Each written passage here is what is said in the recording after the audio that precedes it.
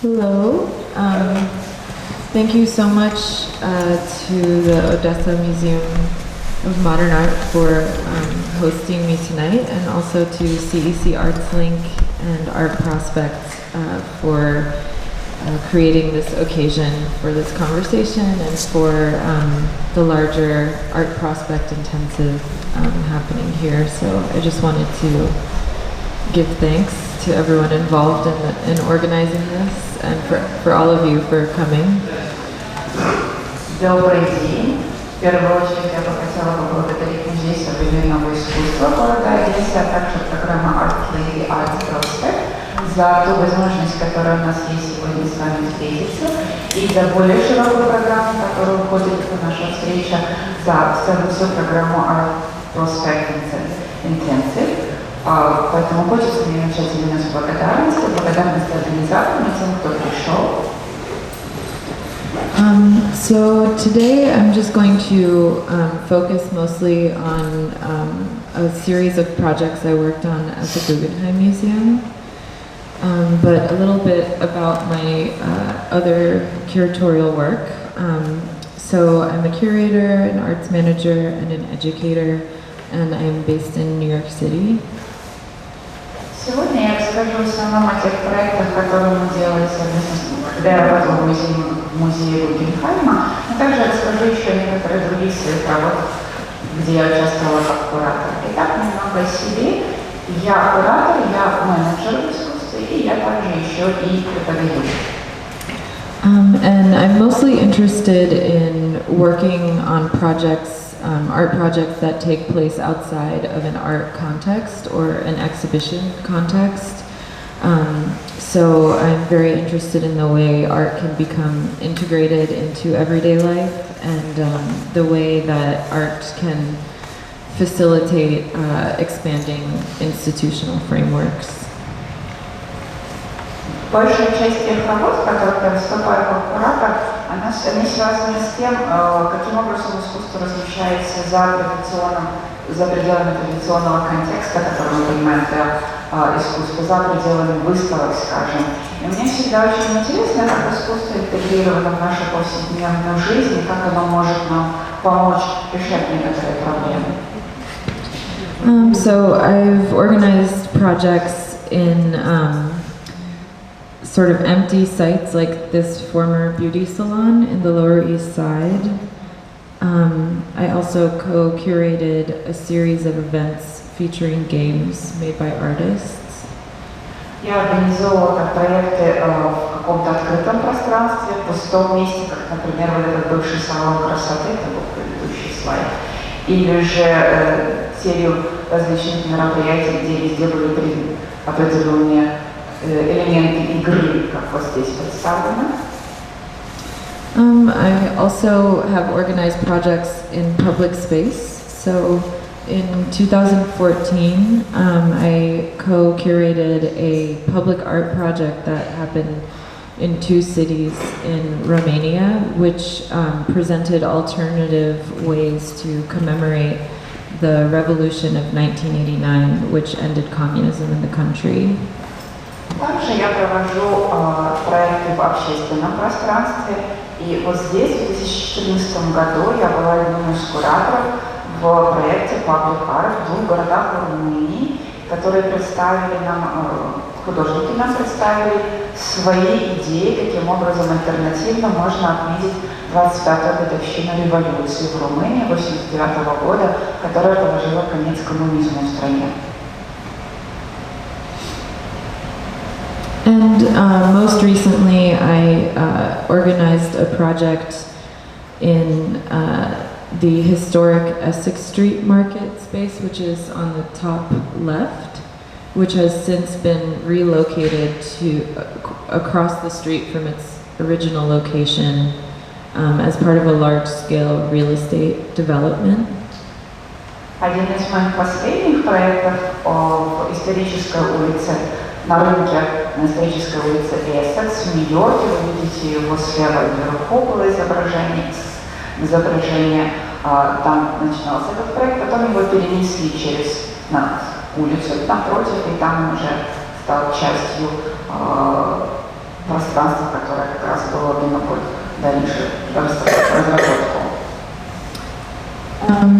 But for this talk, I'm going to focus mostly on my experiences working on the Social Practice Initiative at the Guggenheim Museum. На сегодня я в основном поговорю о тех проектах, которые мы проводили в рамках социальных практик с музеем Guggenheim. So I wanted to mention a text written by the writer Megan Morris in an essay tracing the history of feminist institutions in Australia. So she describes institutions as ambiguous, enabling action, but they also stabilize and constrain. Я сейчас предложу вам цитату из книги Меган Моррис, из ее работы, которая была посвящена наследию феминистских организаций, институций в Австралии. И она в этой своей работе описывает институции как такие, которые очень двусмысленны, потому что с одной стороны они дают нам возможность действовать, а с другой стороны они выступают и как стабилизаторы и ограничители. Morris goes on to talk about the way that the social life of institutions comes about in organic, informal ways, and that these social encounters between workers, the audience, and the general public become forms of both sustaining and potentially transforming the way institutions traditionally function. И дальше в этой своей работе Моррис рассуждает о том, каким образом институции по мере своего развития становятся более органичны, более неформальны, и все те социальные контакты, которые существуют между теми, кто работает, между зрителями, в целом между людьми, которые относятся к общей публике, становятся с одной стороны тем, что удерживает, а в то же время и трансформирует, собственно, чем занимаются эти институции и функции. And though Morris is talking about the way that institutions form out of social movements, it's this idea of ambiguity and fluidity and of institutions as containers for social life that I wanted to talk about today. Моррис в этой работе рассуждает об институциях как о результате социальных движений. И она утверждает, что любого рода институция это такой контейнер для социальной жизни своего рода. И именно об этом, о той двойственности, о той текучести, которая им присуща, я бы сегодня как раз и хотела поговорить. So for the past few years, I worked as the project manager for the Guggenheim Social Practice Initiative, which was a special project organized by the Guggenheim Museum, commissioning artists to do social practice projects that would engage with the museum together with broader audiences in the city. Последние несколько лет я работаю как менеджер проектов в инициативе социальных практик музея Guggenheim. И это была инициатива, которую предложил сам музей для того, чтобы приглашать к сотрудничеству художников и предлагать им проекты, использующие социальные практики. И в рамках их и музей мог бы также общаться с более широкой аудиторией. So I played many roles in this position that I had, and it required a lot of openness to ambiguity and comfort with flexibility. It was a job that brought ambiguity to the fore, and it incorporated a lot of elements of unpredictability and of flexibility into an otherwise rigid structure. В этой своей работе мне пришлось много чем заниматься, и это был тот опыт, в котором мне потребовалось чувствовать себя достаточно комфортно в ситуации двойственности или двусмысленности, а также где мне потребовалось быть особенно гибкой, потому что вот именно в этой работе вся эта двусмысленность, она была выдвинута на передний план, и в ней очень четко прослеживалась идея того, что все это очень непредсказуемо, и как раз и в этом мы видим гибкость, которая иначе, таким образом трансформирует иначе очень жесткую структуру. So I worked on 3 artist commissions, and the first one was by an artist named Mark Bamudi Joseph, and I'm sorry I realized I didn't include images of his project here, but I can email them to anyone who wants to see or send links. But Mark did a really wonderful project that continually expanded and grew, and once we thought it was finished, it would start up again. And it was kind of like a testament to the deep engagement that he had with the groups that he was working with. Мне пришлось работать над 3 проектами. Первый был совместно с Марком Бамути Джозефом. К сожалению, я вот сейчас обнаружила, что я не включила в презентацию снимки этой его работы. Но если кому интересно, я могу выставить или дать ссылки на них, чтобы можно было посмотреть. Это такая была работа, которая постоянно расширялась и разрасталась. И в тот момент, когда казалось, что все закончило, процесс начинался снова. И он таким образом хотел показать как раз свое глубокое вовлечение в эту работу в общении с аудиторией. So what Mark actually did was he collaborated with a youth soccer league in the Bronx called South Bronx United, and together they worked on choreographies for his own performance work that emerged from the types of soccer drills that young soccer players did every day in their practice. And Mark at the time was working on a performance called Pelota, which references his experience as an immigrant and uses soccer as a metaphor for that immigrant experience.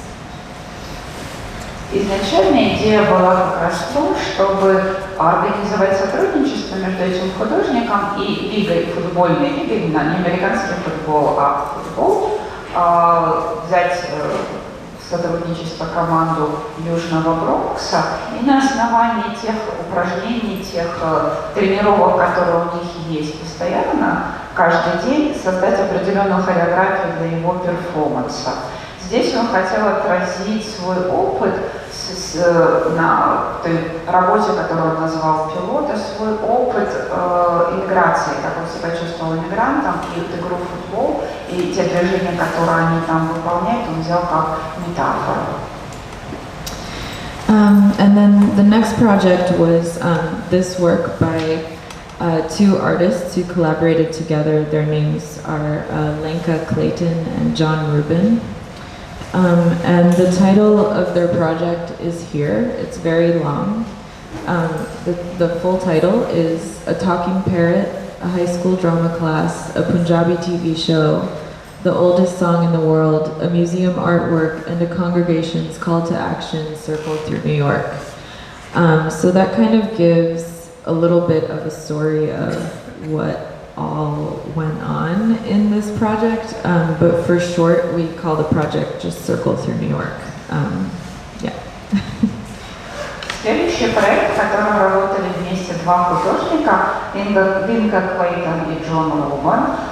Его изображение представлено здесь на карте. Это круг вокруг Нью-Йорка. На самом деле название у проекта очень длинное, и оно состоит из различных элементов того, что в целом происходило и в проекте, включая и попугая, и конгрегацию, и много чего другого. Но мы для краткости называем этот проект просто круг вокруг Нью-Йорка. So I'm just going to play this very short video which gives a little bit of an overview of the project in the artist's own words, and then I'll go into a little more detail about some of the kind of complex interactions and the way they kind of challenged institutional working processes.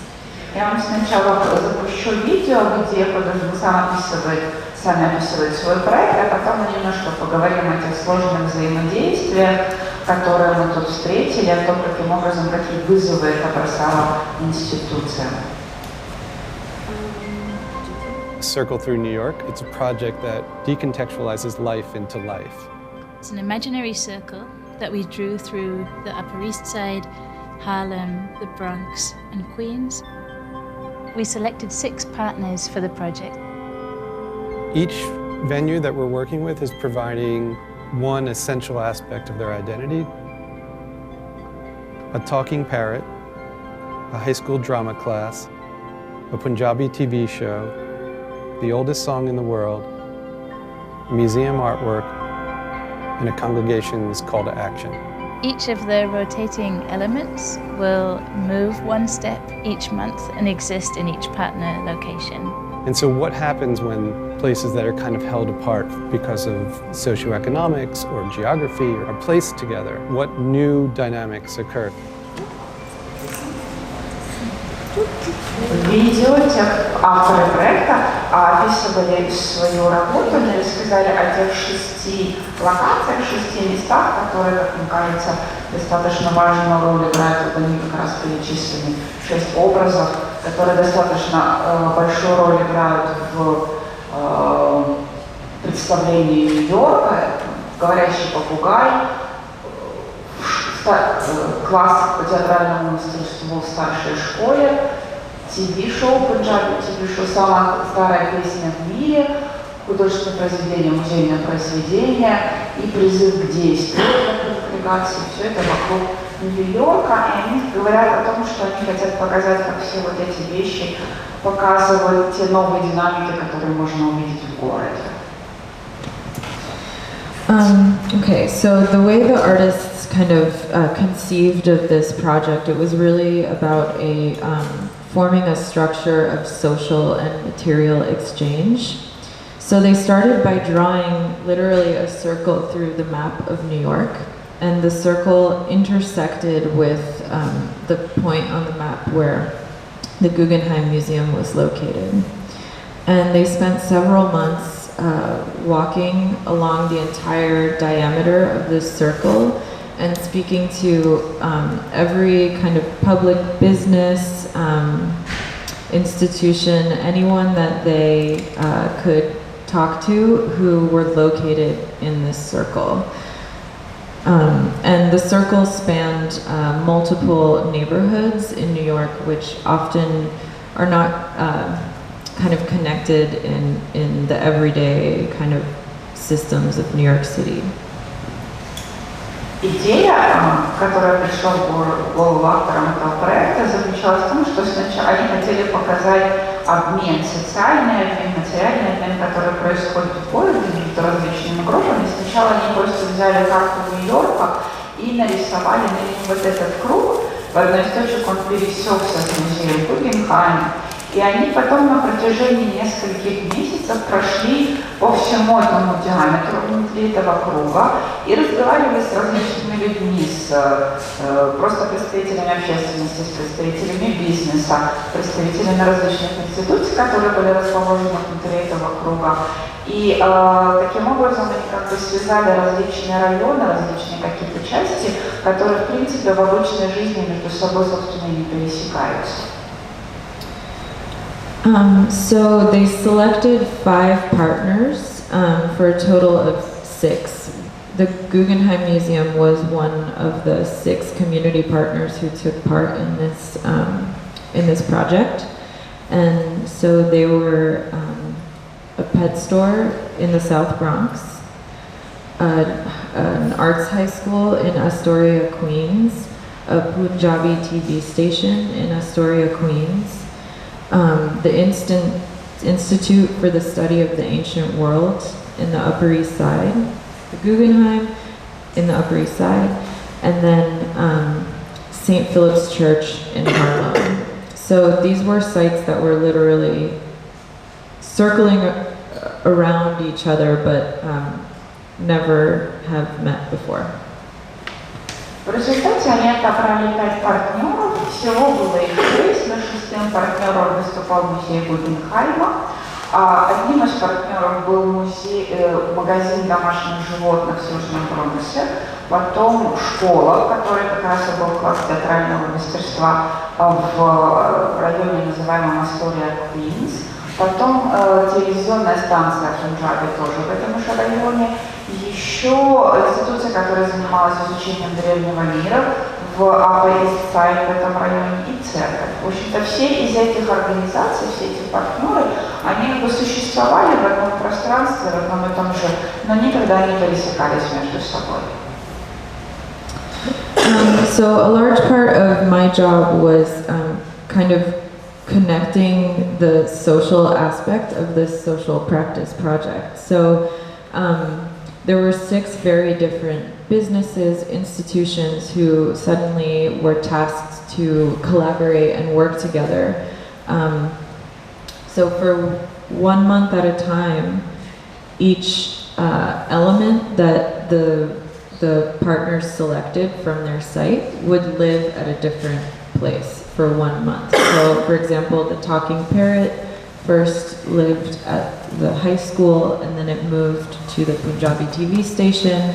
And so as the parrot was moving around the circle, each site was also receiving something else. So it was this constant kind of collaboration. So it was about 12 collaborations a month, which required a lot of really intensive communication and negotiation between the museum, the artists, and each of the partner sites. And so that's what mainly I was working on, was facilitating the actual function of this exchange system. Мне в этом проекте моя роль заключалась в том, что я руководила всеми социальными вопросами в этом обмене. И здесь 6 этих различных организаций, институций, им нужно было очень тесно между собой сотрудничать и общаться, потому что идея заключалась в том, что 1 месяц по очереди каждый из них будет находиться не на своем месте, а на месте кого-то из партнеров. Так, например, этот магазин домашних животных, говорящий попугай, первый месяц прожил в той школе, которую мы отобрали, потом на телевизионной станции этой и так далее. И в процессе вот этого вот обмена и путешествия, конечно, каждый из партнеров что-то получил для себя новое, но для этого потребовалось очень тесное сотрудничество. В целом у нас было всего 12 таких вот процессов обмена за месяц. Конечно, для этого нам понадобилось очень хорошо организовать все процессы коммуникации, она была очень интенсивна, с этим я и занималась, потому что нужно было все эти связи между всеми партнерами и музеем выстроить, и моя функция была здесь как раз фасилитаторская, мне нужно было ей помочь. So to give you an example of what this looked like, each month you'd have an object living at a place. So this is the high school. So in the first month of this system, Pinky, who is the talking parrot from Pet Resources in the Bronx, she lived at Frank Sinatra School of the Arts. And so she not only lived there, but the idea was for each of the partners to find ways to integrate these kind of dislocated objects into their existing structures. So the artists were really concerned with not just putting something in a new place, but actually making it a part of the place itself. So Pinky, for example, she did a lot of stuff at the high school, but this is an image of her being like a life model for an art class. Чтобы это было наглядно, вот здесь на изображении вы видите, это школа, и там как раз была эмблема на предыдущем слайде, где было написано, что говорящий попугай теперь живет здесь. Говорящий попугай, это попугай, ее зовут Пинки, и из магазина она как раз домашних животных. Она жила целый месяц в этой школе. Идея была именно в том, чтобы не просто какой-то вот этот чужеродный, в общем-то, изначальный элемент разместить на своем пространстве, но его интегрировать каким-то образом в ту деятельность, которая имеет место в этой организации, а не просто что-то вот разместить как дополнение. И здесь мы видим, как Пинки, которая много чем, в принципе, занималась в этой школе, позирует как живая модель во время урока живописи. And then the next month it moved to the Punjabi TV station. So she was featured on many of their TV broadcasts in their TV studio. А здесь Пинки уже на телевидении, и на протяжении всего следующего месяца она много раз появлялась в различных телевизионных программах. Then she moved to the Institute for the Study of the Ancient World, which is a scholarly institute of ancient studies, and like a couple times a week, they have these sort of community, like ancient studies community tea time talks, where they just present whatever research they've been doing. It's just kind of an informal place for ancient studies scholars to gather, and one of the librarians there created a series of readings where he read poems from antiquity about birds, and he read them to Pinky and everyone else. А здесь Пинки уже находится в организации по изучению древнего мира. Это очень академическая организация, такая настроена именно по-научному. 2 раза в неделю все представители их сообщества собираются вместе, чтобы за чаем побеседовать о своих последних каких-то исследованиях. Это для них такое неформальное место, где они могут все это обсудить. И у них есть библиотекарь, который вот здесь как раз и читает произведения, поэтические произведения древнего мира, посвященные птицам. Читает их Пинки, ну и всем остальным тоже. Then Pinky lived at the Guggenheim Museum, and so she was on view to the public a few times, a few hours a day, and we had art handlers trained to kind of take care of her and spend time with her and make sure she was comfortable. Здесь Пинки уже в музее Гuggenheima. Там ее можно было увидеть каждый день на протяжении нескольких часов. Ну и художники старались как-то с ней пообщаться и, в общем, сделать все, чтобы ее пребывание там было приятным. And the museum also curated a special film series for Pinky that they placed next to her cage on the museum floor, and it was like videos that her owners from the pet store thought that she would like.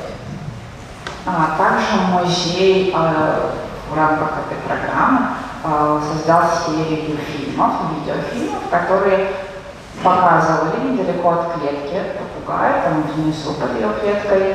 Это были фильмы с такими сюжетами, которые, по мнению ее собственников, должны были ее порадовать. And then in the last month she was living at St. Philip's Church, which is located in Harlem. And so here she is in the church's office space where people just kind of hang out and stop by after church. She was also a part of the Mass processional. So in the beginning of their church service, they bring out like the cross, and then they bring out the Bible, and then they would bring out Pinky. And so she became kind of integrated in some of the rituals of the place. А здесь Пинки уже церковь Святого Филиппа, район Гарлем. Это открытое такое пространство, куда люди могут заходить до или после службы. Пинки также принимала участие в их мессе, то есть в их служении, в процедуре самой. Там в начале службы выносят крест, выносят Библию, вместе с ними выносили и Пинки. Таким образом, она была интегрирована в процесс.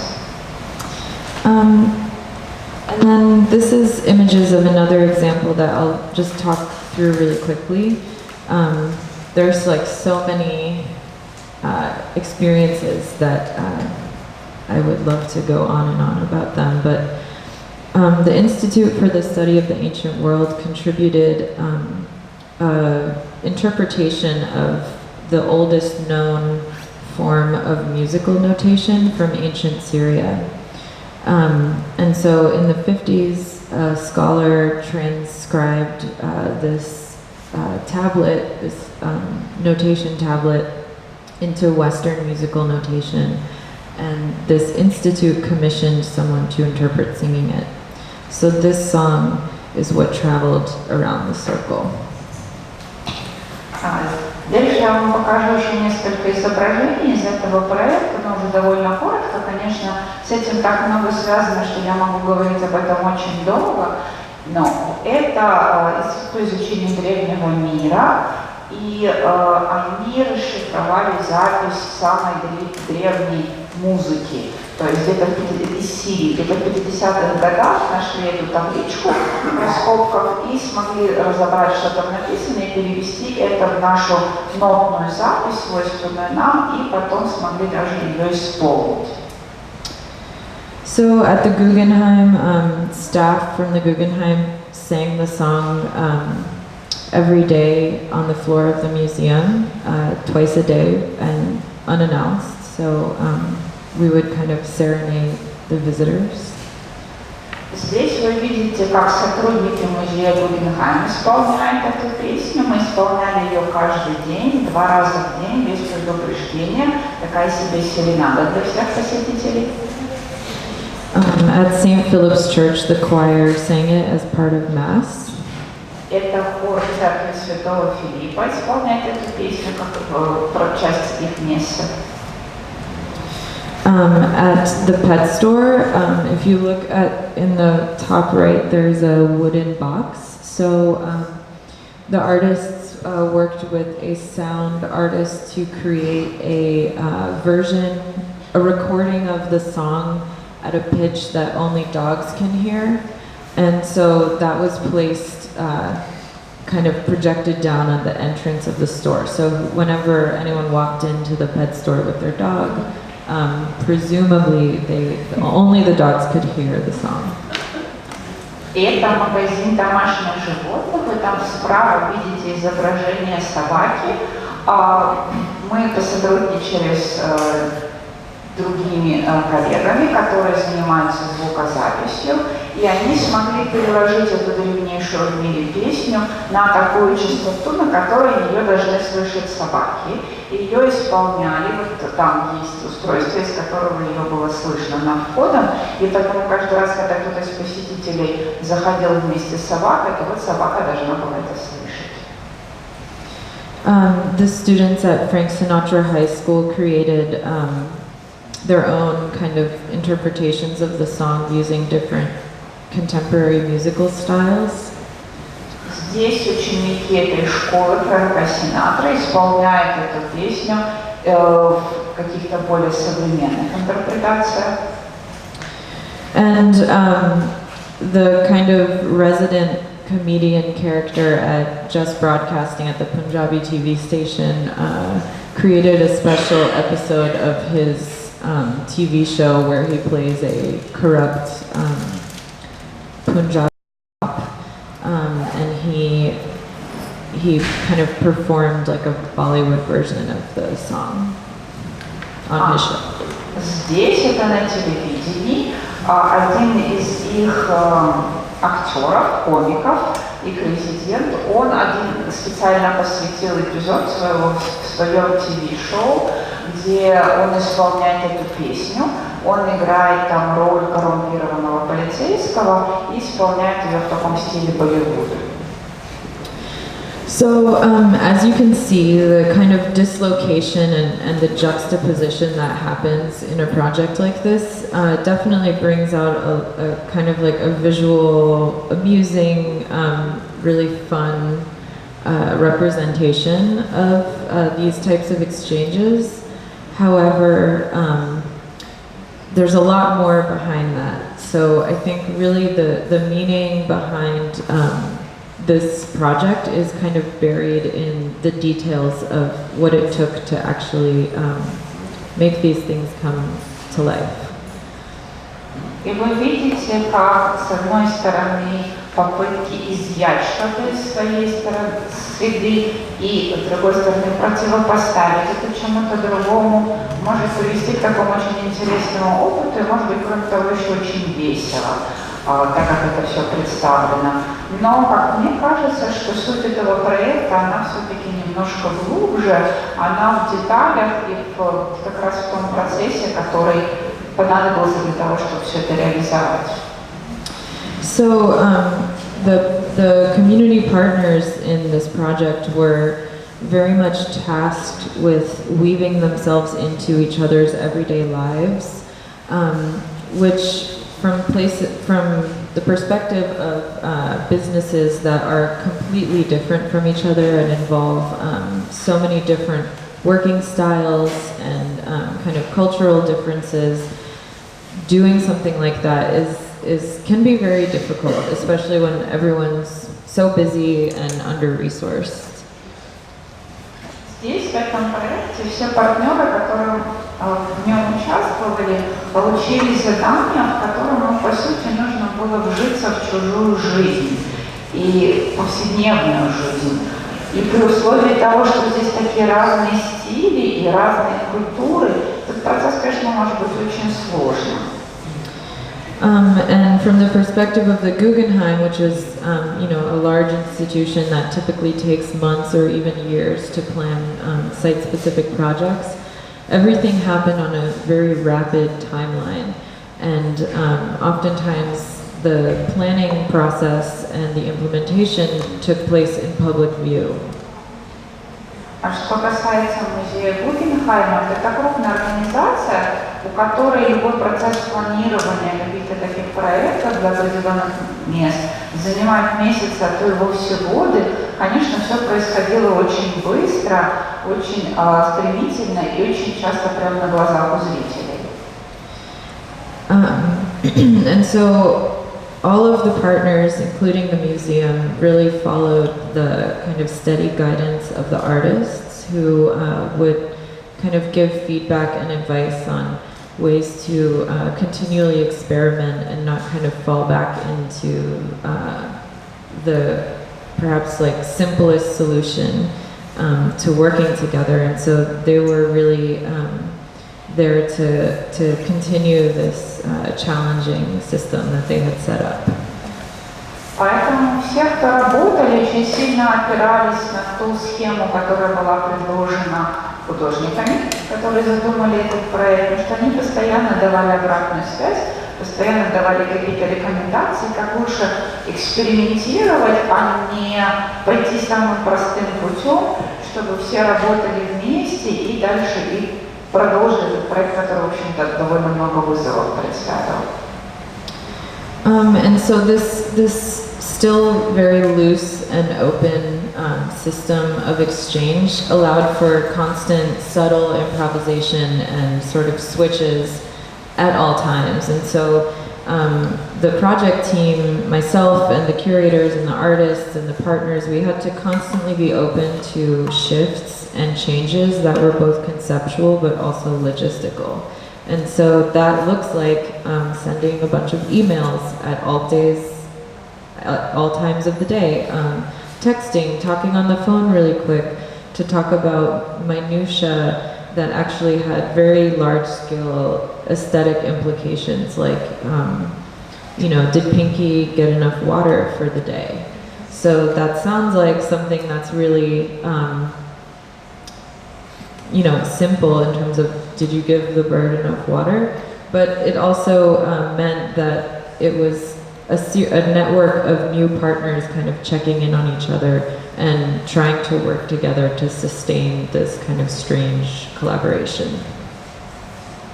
И это большая и достаточно плохо соединенная, в общем, система требовала того от нас, чтобы мы постоянно импровизировали, и вся наша команда, которая руководила этим проектом, музея, включая и меня, куратора, конечно, от нас это потребовало большой гибкости, нам нужно было постоянно быть готовым к каким-то сдвигам и переменам, не только, собственно, в самой концепции, но и также каким-то постоянным действиям, что касается логистики. У нас была целая куча каких-то имейлов, которыми мы обменивались, сообщений, телефонных звонков, о каких-то наисовершеннейших мелочах. Ну вот, например, вопрос, который нам приходилось задавать, это достаточно ли было у попугайчика Пинки воды. Это вроде бы действительно очень простой вопрос, но так звучит очень просто, с одной стороны, а с другой стороны, ведь каждый же раз нам требовалось создавать абсолютно новую сеть, новых партнеров для того, чтобы этот проект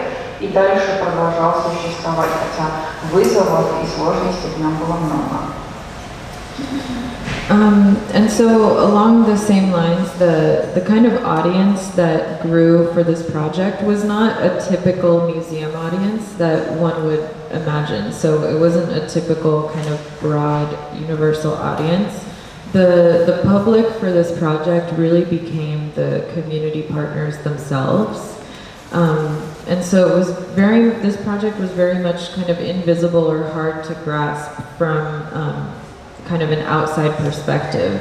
And so the audience for this kind of large-scale work became really small-scale. And so understanding the complexities and the deepening engagements that took place in this project really came up to the experiences of the partners, of the people making the project happen.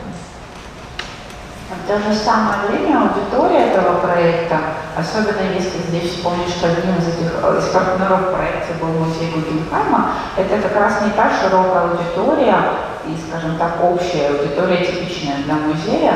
По сути, в этом проекте сами партнеры стали друг для друга этой аудиторией, и поэтому со стороны этот проект был по большей части незаметен. И понять все сложности и все, что потребовалось сделать для того, чтобы его организовать, в общем-то, это все было как-то не очень видно, потому что задумывался, в принципе, это достаточно масштабный проект, а в итоге оказался таким, наоборот, более локальным. И этот опыт превратился, в общем-то, в опыт самих партнеров. And adding one further layer of complexity was the unusual fact that the Guggenheim was kind of set up by the artists to not only be the commissioner and kind of like the funder for this project, but they were also an equal community partner. So the artists kind of decentralized the museum and put it on even footing as a high school in Queens, a pet store in the Bronx, a church in Harlem, and so on. And so the Guggenheim didn't have the kind of general privilege that it usually has when working on art projects, in which it's mainly in control. The Guggenheim had to be continuously flexible, welcoming, and open to the needs of its mutual partners. And that is very unusual. Что еще добавляло сложности этому проекту, так это то, что в нем музей Ґуґенгайма с одной стороны выступал как тот, который отбирал объекты и отбирал партнеров, потому что такое право предоставили ему авторы, а с другой стороны он был одним из партнеров и сам по себе, и поэтому его функция сильно поменялась. Тут прошел процесс децентрализации, и музей больше не выступал с такой руководящей ролью, к которой он, в общем-то, привык. Этой привилегии у него в данном проекте не было. Он был на одном уровне и с этой церковью Святого Филиппа, и с магазином домашних животных, и с этой средней школой. То есть ему пришлось быть очень гибким, очень открытым, очень внимательным к потребностям, к нуждам партнеров, что, конечно, было очень необычно. So this clearly created some tension within the museum structure. So museums are not typically flexible spaces. They are set up with very rigid processes in order to showcase certain types of work. But what museums are not set up to do is to kind of be open and change on a dime and kind of take feedback, constant feedback, and implement it rapidly from external partners. So this really challenged the institution to expand itself, and much of my job was actually advocating for this work within the context of the museum. So that's something I did alongside the curators constantly. Разумеется, такая ситуация создала довольно много напряжения, потому что напряжение прежде всего в самой структуре, потому что музей как бы не то место, где довольно много открытости. Это обычно даже достаточно хорошо структурированное пространство, которое занимается определенными вещами, представляет определенного вида работы. здесь музею пришлось быть очень открытым, очень быстро реагировать на какую-то обратную связь, которую нужно было еще и получить.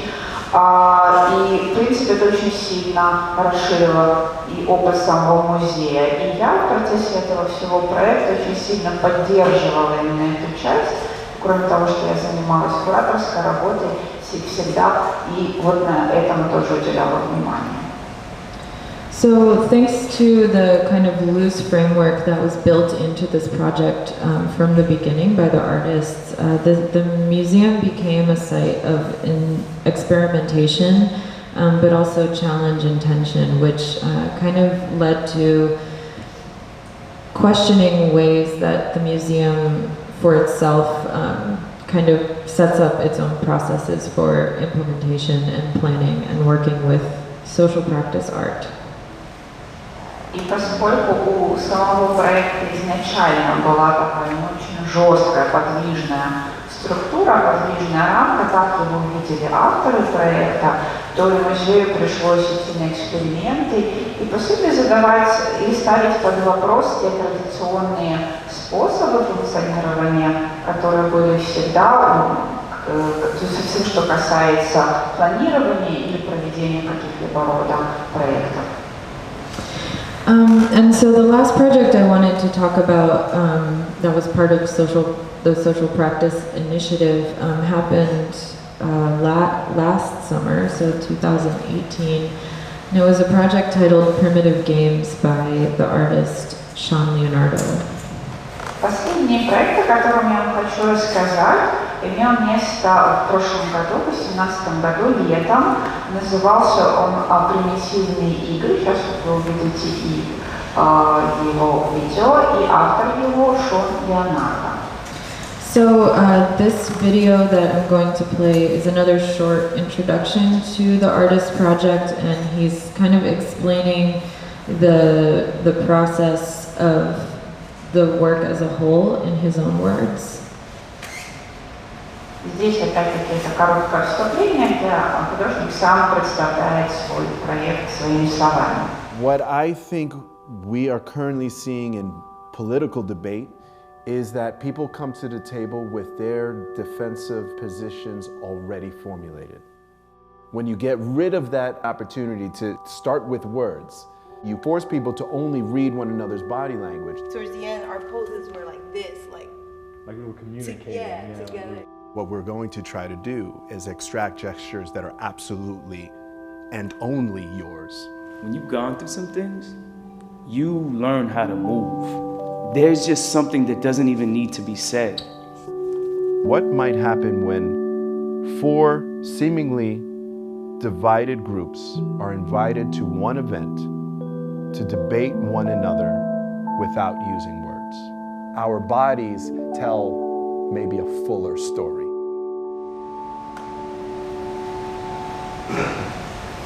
Автор проекта говорит, что сейчас, особенно в политических дискуссиях, участники, как правило, приходят уже имея свою собственную оборонительную позицию, которая хорошо сформулирована и, в общем, никуда не движутся от этого. А что будет, если мы посмотрим на язык тела и попробуем вычленить те идеи и те мысли или установки, которые ваши и только ваши? И что будет, если несколько разных людей попробуют общаться и дискутировать между собой только через тело? Может быть, оно расскажет более полную историю.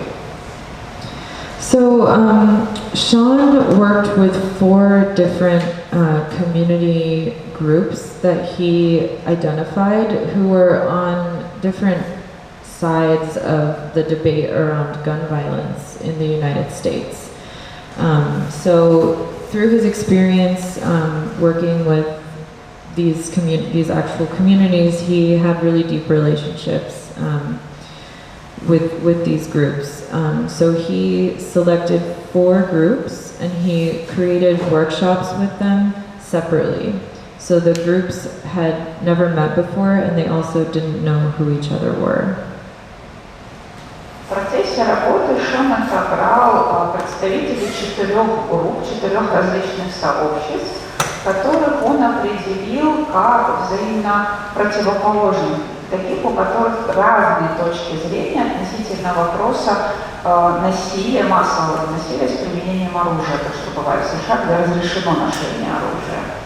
И у него был личный опыт, какие-то собственные отношения с каждой из этих групп. Он провел для них серию семинаров отдельно, то есть, получается, каждая из этих групп друг друга в рамках этих семинаров не видела и вообще не знала, кто будут их оппоненты. So the four were veterans, individuals affected by street violence, police officers, and recreational users of firearms. 4 группы, это были следующие группы, это были ветераны, то есть люди, прошедшие войну, это были те люди, которые каким-то образом пострадали от насилия на улицах. 3-я группа – это полиция. И 4-я – это люди, которые используют оружие для каких-то своих целей отдыха, типа охотников. And so Sean wanted to find a way to bring these groups together in order to have a public debate in public space on their first time meeting each other, having a debate without using words. So he focused on movement as the form of communication for this project. И Шон хотел объединить все эти 4 групп на публичное обсуждение в личном пространстве, тогда, когда они впервые встретятся друг с другом, чтобы они смогли эту тему обсудить, но без слов. And so he devised his kind of movement practice from actually a Florentine Renaissance game called Calcio Storico that he had researched, and he noticed that the 3 main movements included in this kind of violent Renaissance sport are the ways that debate takes place in the United States according to his perspective. So people would suppress, mirror, or deflect. И Шон разработал свою теорию, свою идею движения, которая была построена на игре еще во Флоренции, существовавшей в период Ренессанса. И ему показалось, что вот это вот активный достаточно тип движения, который там использовался, он очень сильно походит на то, каким образом сейчас проходят разные дебаты, по крайней мере, в Соединенных Штатах. И он выделил 3 основных движения, 3 основных способа что-то показать. Это что-то отразить, что-то отзеркалить и что-то придавить. So over the course of months, participants participated in this private workshop within their group with Sean, kind of learning how to express themselves and have conversations through these movement techniques. На протяжении месяца каждая группа встречалась с Шоном, где он их обучал тому, каким образом они могут выразить себя вот с использованием такой техники. And so these workshops were really intimate, and they actually asked people to kind of challenge and break their own personal as well as physical boundaries. And so that was part of the goal of this project, was to place people in physically and perhaps psychically uncomfortable situations, but to find a way to navigate that discomfort without using the typical judgments that take place in conversation. И в процессе этих своих семинаров, которые были достаточно такие близкие, подходили очень близким, очень интимным вещам, он каждого участника этих групп обучал своей технике. И здесь очень сильно задействованы были границы, как личные, так и физические границы, психологические границы человека. Потому что идея Шона как раз и заключалась в том, чтобы поместить людей в какую-то неудобную для них обстановку, среду, где им будет некомфортно с точки зрения нарушения вот этих границ, и чтобы они через этот свой дискомфорт смогли пройти, не используя слова, не используя те традиционные идеи или какие-то образы, которые у нас есть, которые мы используем в речи. So the participants met for the first time at the final performance, which culminated this entire project. So they all kind of saw each other for the first time, but they were all wearing the same costume, and they were divided up along based on their answers to personal questions around gun violence. So suddenly they were facing people they were supposedly supposed to be opponents with, but were not able to actually identify them as members of any of the other groups. Здесь они встретились впервые. Кульминацией всей этой подготовки была встреча, когда все группы встретились, впервые увидели друг друга. Они здесь разделены на две части, на две группы, в зависимости от того, как они ответили на ряд вопросов, связанных с насилием, с применением оружия. Более того, на них на всех одеты одинаковые костюмы, и они довольно неожиданно для себя оказываются среди людей, которых они и не знают.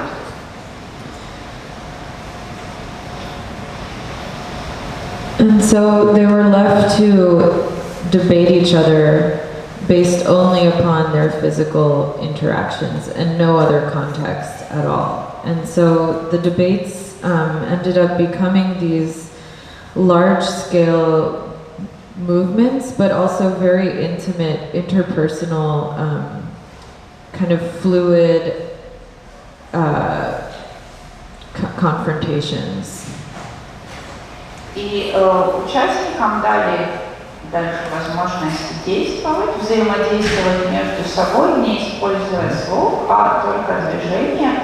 И все это превратилось в такое физическое действие, с одной стороны достаточно широкое, достаточно масштабное, а с другой stороны, внутри которого было место и очень личному взаимодействию, очень личной конфронтации.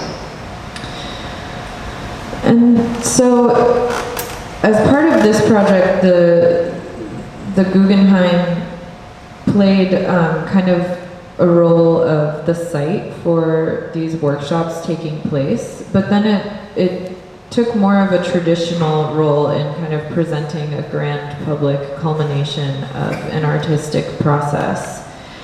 The thing that was different was that as part of projects like this, it involves a lot of constant communication and like emotional labor on the part of the institution in order to ensure that participants who maybe have never been a part of a project like this feel comfortable and empowered to be in this institution. В этом проекте музей Гуггенхайма предоставлял место для его реализации, и здесь он уже выполнял свою более традиционную, привычную для него роль, когда он представлял кульминацию некого художественного процесса. Но все это потребовало очень много эмоций, очень много коммуникации, много эмоционального труда со стороны самой институции, для того, чтобы те участники, которые никогда ранее не принимали участие в такого рода мероприятиях, чтобы они чувствовали себя комфортно и чувствовали, что они вправе и в силе. And that can be really difficult to create in a space that is often extremely rigid in terms of rules, and it has a really specific culture and I would say just kind of a default of discomfort that people feel when they enter the space. And so trying to work, part of my role was trying to work within the museum to make sure that those feelings weren't as prominent for the participants, so that they felt like they were just as important as the security guard at the front desk who would have to look at their bags every time they came in and out of the museum, or just as comfortable as the museum director who's just dropping by to say hi and like watch the workshop?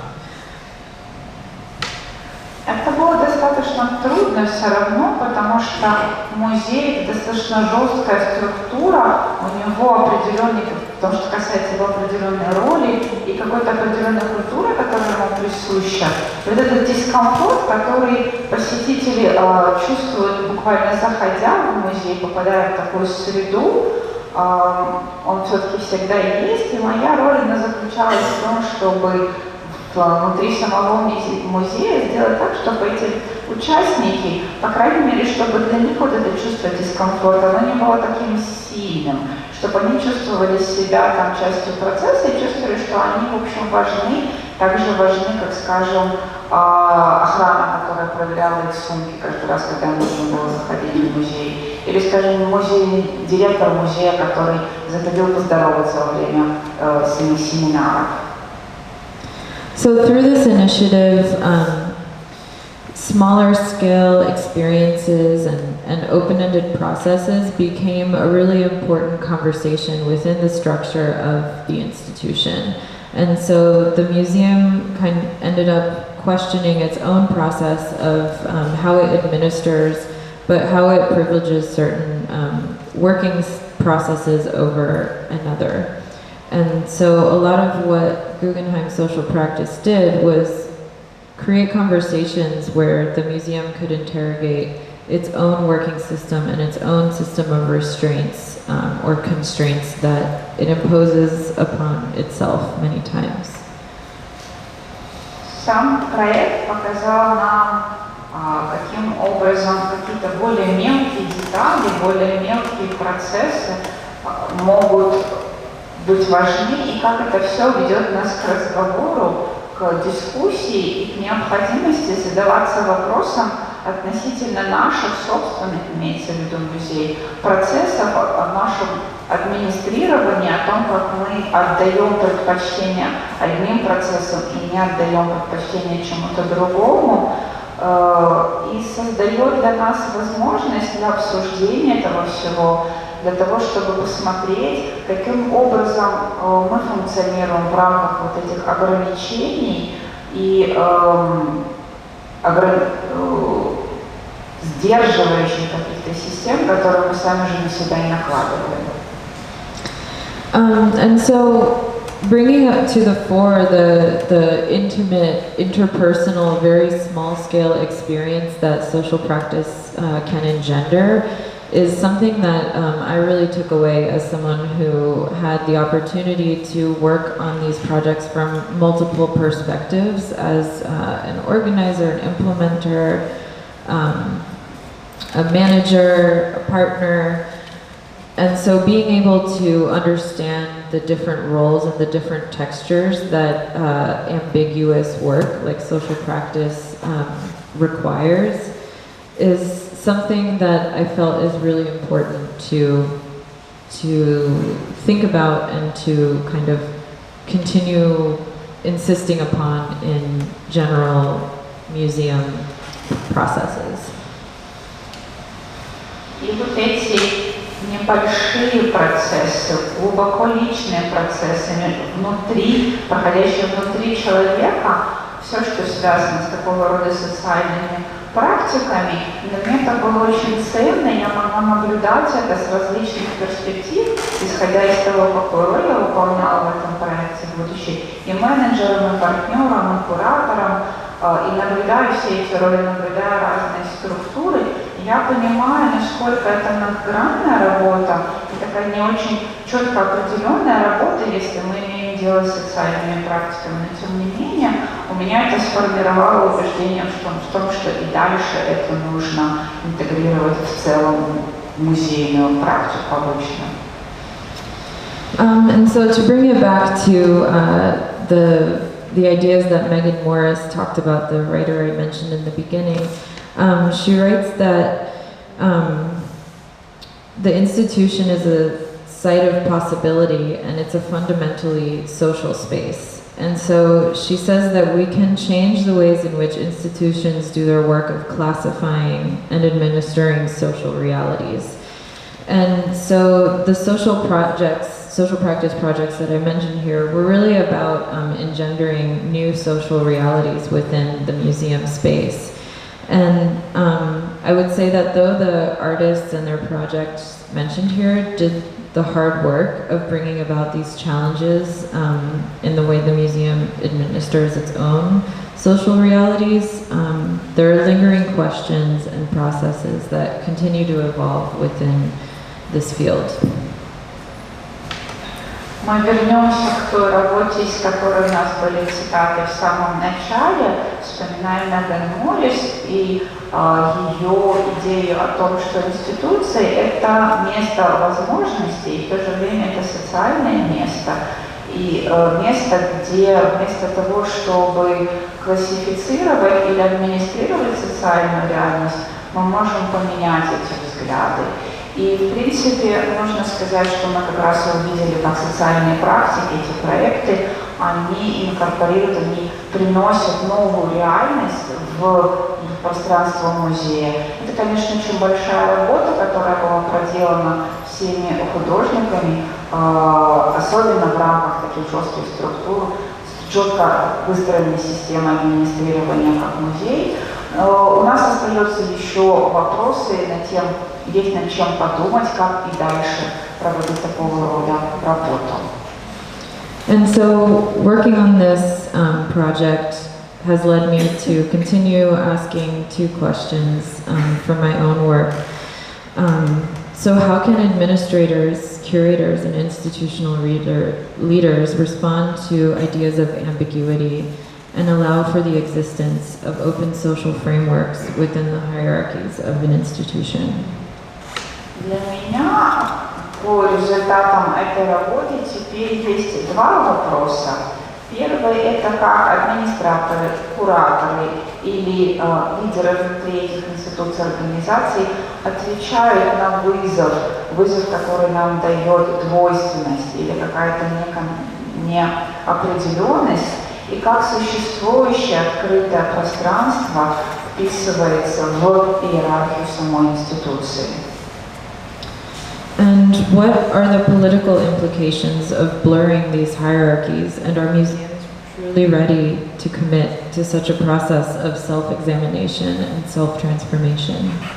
И второй вопрос — это какие же будут политические последствия вот этой идеи разделения иерархии? И готовы ли музеи сейчас к тому, чтобы запустить процесс пересмотра самих себя и процесс трансформации? While artists commit to constant development and exploration in their own work, I believe that museums have no choice but to follow suit. So I will end there, but I also just wanted to acknowledge the curatorial team behind Guggenheim Social Practice, which was a collaboration between the curatorial department and the education department at the museum, which is kind of unusual, but that's like another conversation.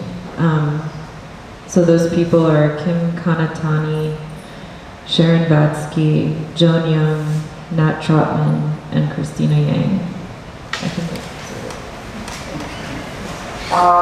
И действительно, художники уже и сейчас вносят в свой вклад постоянное развитие и в поиск, и мне кажется, что теперь у музеев нет другого выбора, кроме как следовать их примеру. И в конце своего выступления я бы хотела еще раз поблагодарить группу всю, с которой мы вместе работали. Это вся наша кураторская группа. Мы работали совместно. Наше отделение кураторское и наше образовательное, преподавательское отделение. Это тоже довольно необычное сочетание, неожиданно, но тоже другая история. И она назвала имена всех, с кем она работала. So thank you so much for staying and listening to this talk. Thank you again to Odessa Museum of Modern Art, to CEC ArtsLink and Art Prospect, and to this masterful interpreter for her amazing work. Thank you. Еще раз большое спасибо вам за то, что пришли. послушали меня. Спасибо Одесскому музею современного искусства и партнерам проекта «Лекція» по экспертным переводчикам. Спасибо.